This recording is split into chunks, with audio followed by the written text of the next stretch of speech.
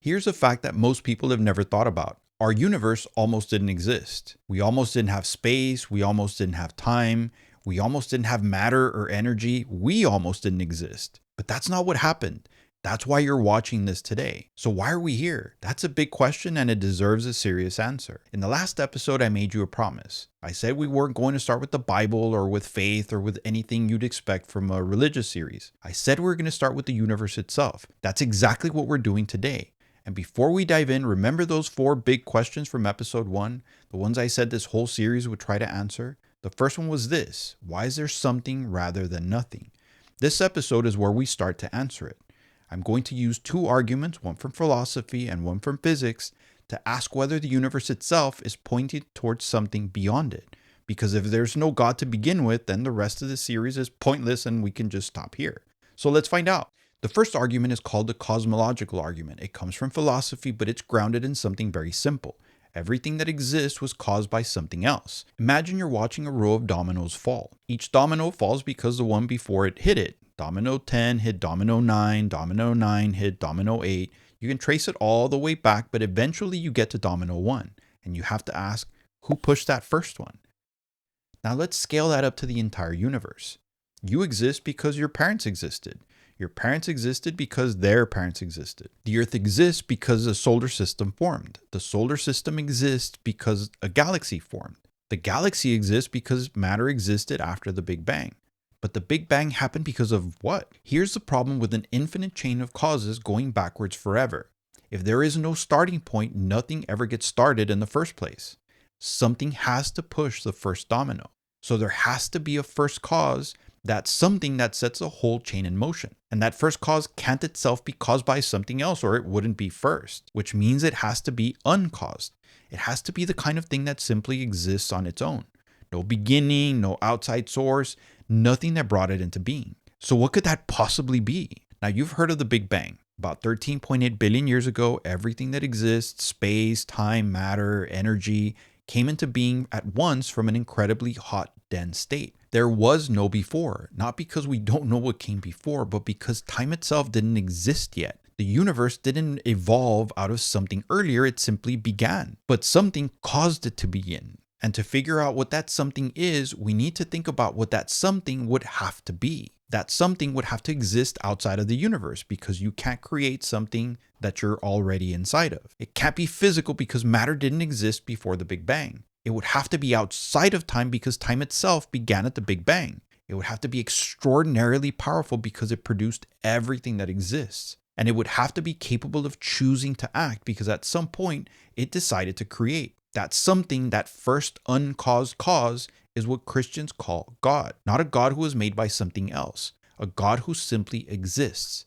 whose very nature is existence itself. That's the cosmological argument. The universe had a beginning, and that beginning needed a cause that the universe couldn't provide for itself. But here's where it gets even more interesting, because it's not just that the universe exists, it's how precisely it exists. The second argument is called the fine-tuning argument. The universe runs on laws of physics, and those laws have specific numbers built into them called constants.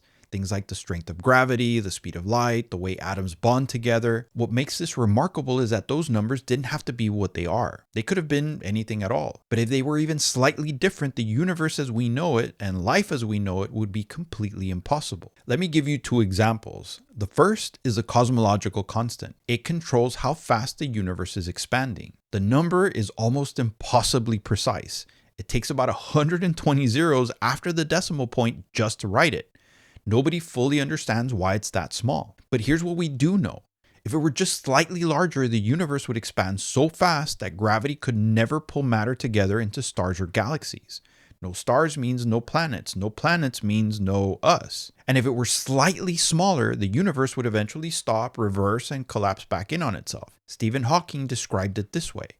If the rate of expansion 1 second after the Big Bang had been smaller by even 1 part in 100,000 million, the universe would have collapsed before it ever reached its present size.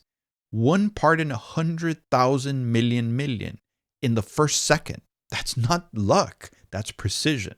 The second is the strength of gravity.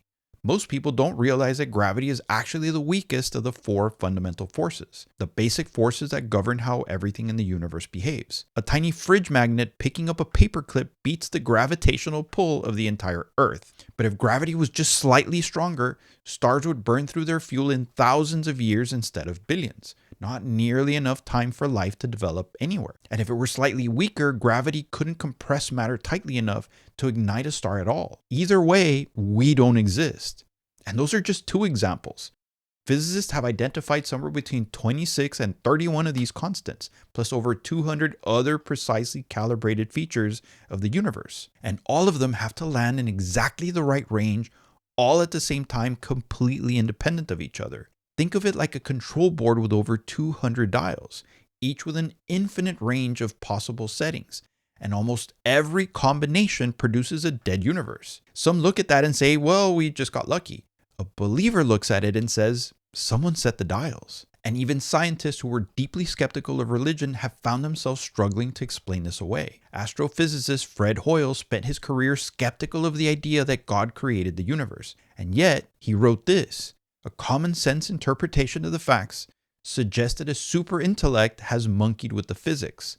The numbers one calculates from the facts seem to me so overwhelming as to put this conclusion almost beyond question. That's not a preacher talking, that's a scientist who followed the evidence and didn't like where it led, but said it anyway. So here's what both of these arguments are saying together. Something caused the universe to exist, it didn't start itself.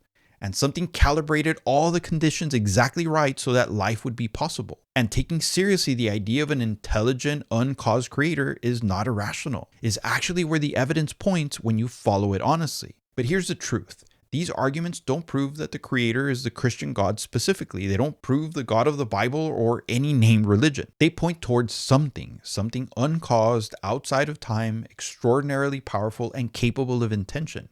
What that something actually is, we haven't established yet. That's a conversation for the rest of the series. For now, fact check me. Look up the cosmological argument.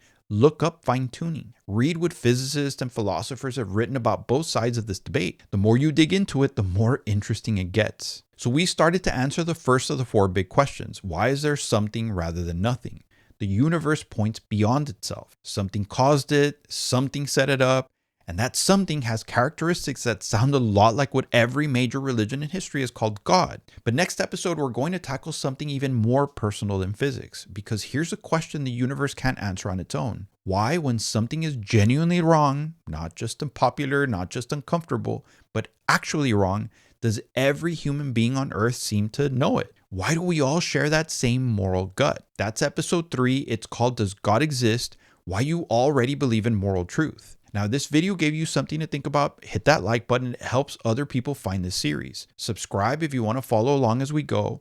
And if you know someone who thinks that faith and reason can't coexist, share this video with them specifically, because this is exactly the kind of conversation that they need to hear. I'll catch you in the next one.